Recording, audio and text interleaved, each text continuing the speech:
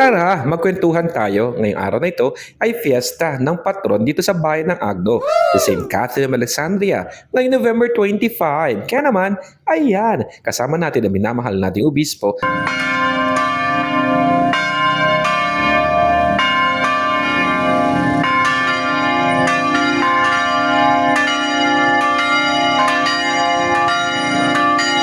Tinitingnan niya ang mga kampana. Opo, dahil sa darating na June ay magkakaroon ng bagong kampana dito sa parokya po natin sa bayan po ng Agno.